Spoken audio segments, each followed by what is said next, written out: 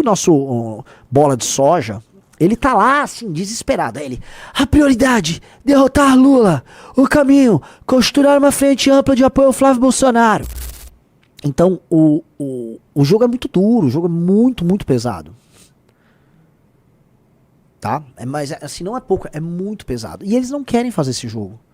Eles acham que vão ganhar o jogo por WO, porque o Centrão sempre ganha o jogo por WO. O Centrão, na ausência de posição, ou seja, ao ficar fora da briga, ele vira uma espécie de uma plateia, que fica vendo o pessoal, né, se degladiar ali dentro, e aí joga e torce pra um, mas é aquela plateia que depois torce pro outro, e pro outro, pro outro. O Centrão é a plateia dos filmes do Rock Balboa. Você já viu o filme do Rock? O filme do Rock é sempre assim, o Rock vai lutar em um lugar, a galera começa torcendo pro cara A, e aí termina torcendo pro Rock no final. Todo torcedor do Rock no boxe, ele é um vira-casaca, ele começa torcendo pro sujeito e termina com o Rock. É o Centrão, começa com um, vai com o outro. O que é importante pro Centrão ali é ganhar alguma coisa com essa história. O João Dória Júnior recebeu no LIDE. O LIDE é um grupo de lideranças empresariais que ele lidera, ele representa. Ele recebeu o Valdemar da Costa Neto. Que assim, tem discursos lá. O Valdemar da Costa Neto foi aplaudido de maneira efusiva ali. Tá? Mas o Dória deu as dele ali no Valdemar. E a gente vai mostrar aqui. Duas pequenas observações, presidente.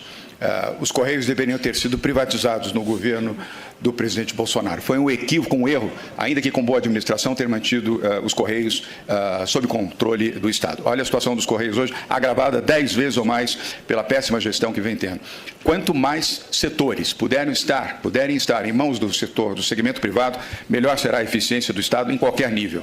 Onde o Estado fica presente, onde não é necessário, normalmente faz bobagem. Segundo aspecto, o presidente Bolsonaro teria sido reeleito se tivesse apoiado a vacina e tivesse apoiado uma conduta correta na saúde pública no Brasil. Foi um erro. Foi um erro. Mas nós não estamos aqui para julgar o passado, nós estamos aqui para olhar o futuro e, principalmente, um futuro melhor para o Brasil. Duas pauladas seguidas no Bolsonaro. Duas pauladas assim, ó, tum, tum. Porque o Dória, a carreira política dele foi basicamente destruída pelos Bolsonaro, né? E óbvio que o cara guarda rancor. E ele tentaram destruir, inclusive, o LIDE depois.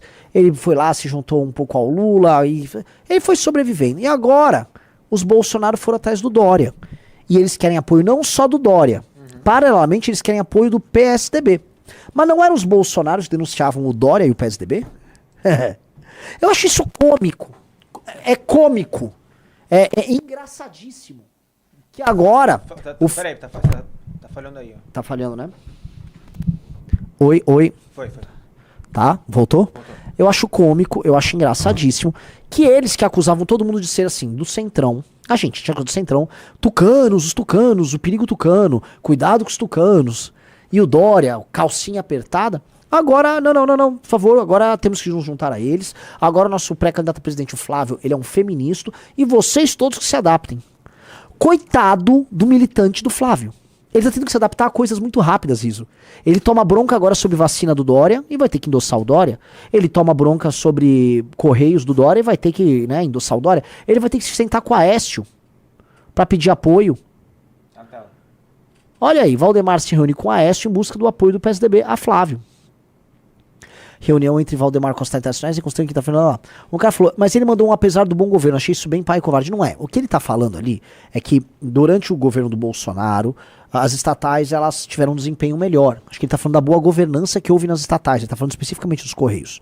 Acho. E aí que houve uma governança melhor ali, papapipobá. É isso. Mas que deveria, a despeito disso, ser privatizado. Acho que o que o Dória tentou passar ali foi isso. Então agora todos esses agentes políticos, ele tá ok. É isso?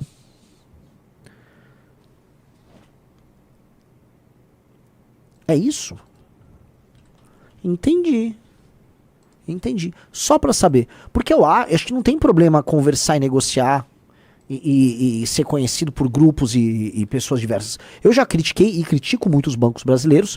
Isto posto, eu fui nos bancos lá na Faria Lima, fui conversar com todo mundo. Fui em evento de sindicalista. Fui num podcast ligado aos sindicatos metalúrgicos lá em São José dos Campos.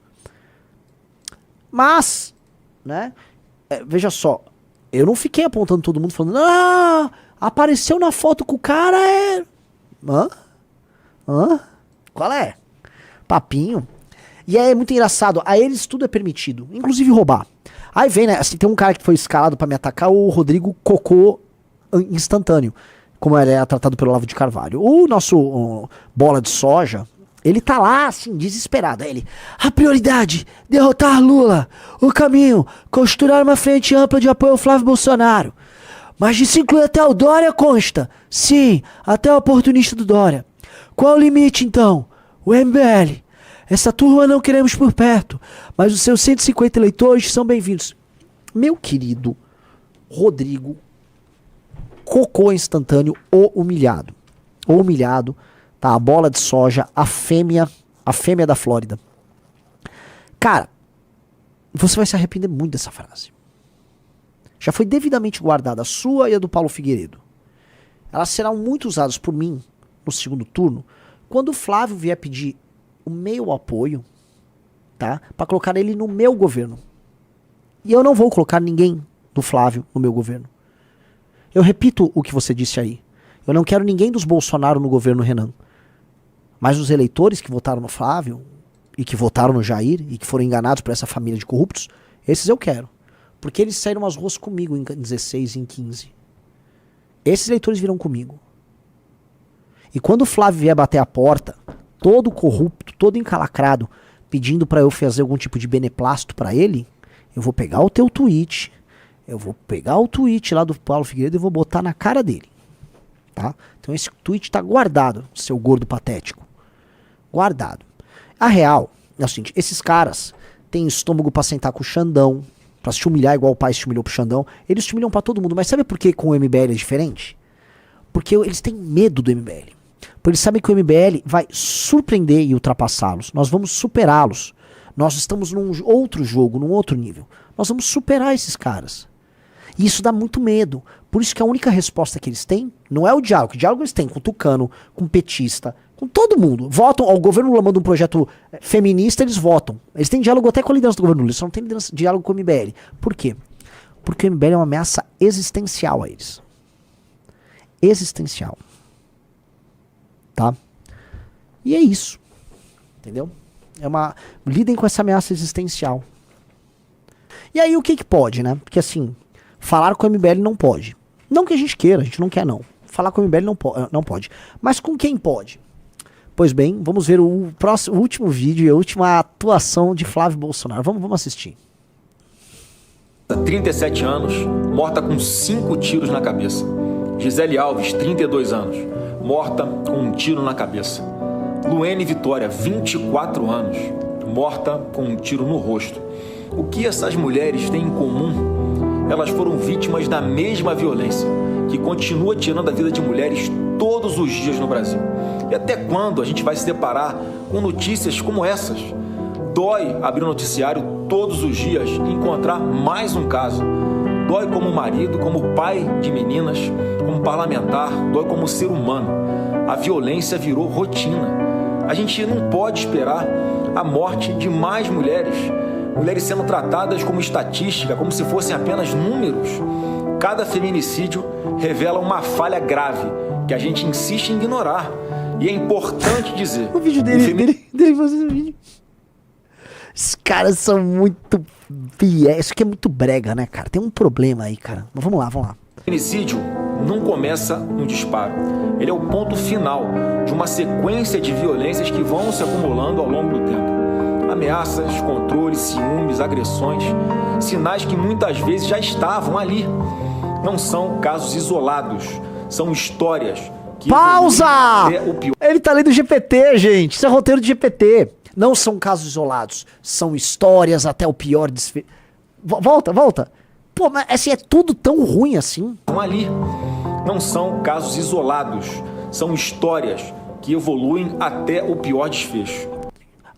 Roteiro de ChatGPT, argumentação de Erika Hilton, abordagem sobre o problema feita de uma maneira completamente indecente. Vamos lá, dá o play. Em 2025, o Brasil registrou, em média, 4 mulheres assassinadas por dia. É a maior taxa desde que o feminicídio foi tipificado como crime em 2015. Isso não pode e não deve ser tratado como algo normal. Por isso, apresentei hoje um projeto de lei para que a autoridade... Assim, esse cara é tanto meu camisa 10 que o projeto de lei que ele apresentou é o Lei 1400, né? Legal, Flávio. Legal, vamos lá. Possa conceder imediatamente medidas protetivas autoridade policial de urgência à mulher, sem ter que esperar por uma decisão judicial. Porque nesse tipo de situação, o tempo não é detalhe, é o que pode salvar uma vida. Amigos, o Flávio tá desesperado para se tornar esse candidato do Centrão, fazer essa metamorfose. E ele precisa do voto feminino e do voto jovem, se ele quiser ter chance de ganhar a eleição. Então ele topou jogar qualquer coisa no buraco em nome dessa tese. Ele já tinha vindo de semana passada com o negócio da misoginia, um desastre para a campanha dele, e agora ele veio com isso. E vamos lembrar, certas coisas elas parecem, né, mais bacanas do que elas são, mas quando você olha no detalhe, é erro ou dolo. No caso dele é dolo.